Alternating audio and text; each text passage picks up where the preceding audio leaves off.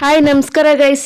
ನಮ್ಮ ಅಮ್ಮ ಒಂದ್ 100 ಸತಿ ಕಿಚ್ಚಿದ್ರು ಕೂಡ ಎದ್ ಬಂದಿರ್ಲಿಲ್ಲ. ಆಮೇಲೆ ನಾನೇ ಎದ್ ಬಂದು ಟೀ ಕುಡ್ದು ಇವತ್ತೇನ್ ಕಾಲೇಜ್ಗೆ ಹೋಗಿರ್ಲಿಲ್ಲ. ಮನೇಲಿ ಇದ್ನಂತ ಈ ಮಿರರ್ ಕ್ಲೀನ್ ಮಾಡೋಣ ಅಂತ ಅನ್ಕೊಂಡು ಮಿರರ್ ಕ್ಲೀನ್ ಎಲ್ಲ ಮಾಡ್ದೆ. ಈ ಮಿರರ್ನ ನನ್ ರೂಮಿಗೆ ಶಿಫ್ಟ್ ಮಾಡಿ ನೆನೆ ಮಾಡಿಟ್ಟಿದ್ದ ಹೋಳಿಗೆನ ಇವತ್ ತವಾ ಮೇಲೆ ಹಾಕೊಂಡು ಬಿಸಿ ಮಾಡ್ಕೊಂಡು ತಿನ್ಕೊಂಡೆ. ಬೈಕ್ ತಗೊಂಡು ನಮ್ ಸಿರಿ ಸೋನಿನ ಕರ್ಕೊಂಡ್ ಬರಕ್ ಹೋಗಿದ್ದೆ.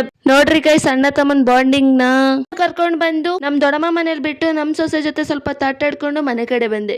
ಮನೆಗ್ ಬಂದು ಊಟ ಮಾಡಿ ಸ್ವಲ್ಪ ಹೊತ್ತು ಮಲಗಿದ್ದೆ. ಅಮ್ಮ ರಿಸಲ್ಟ್ ಬಿಟ್ಟಾರೆ. ಯಾರ್ದ? ನಂದು. ನಂದಲ್ಲ ಅನ್ಕೊಂಡೆ.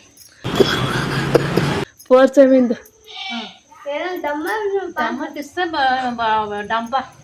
ನೀನ್ ಈ ತರ ಬಿಗಿ ಅಂತ ಬಿಕ್ಕಳ್ತಾ ಇದ್ರೆ ನನಗೆ ತಿಕ್ಲಿ ಹಿಡಿಯುತ್ತೆ.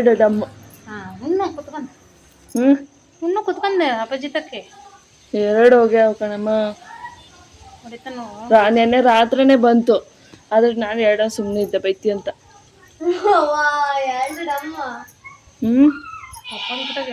ಹೇಳು ಹೆಂಗ್ ಮಾಡೋಣ? ಅಪ್ಪಾಜಿ ಹತ್ರ ಹೇಳ ಬೇಡ? ಹೇಳು ಏನಂತ ಕೇಳು. ಅದಕ್ಕೆ ಕಣೆ ಓದಿಲ್ಲ. ಹಗ್ಲೇ ರಾತ್ರಿ ಓದಿದ್ದೀನಿ ಅಂದ್ಲು ನನ್ನ ಕುಟಗೆ.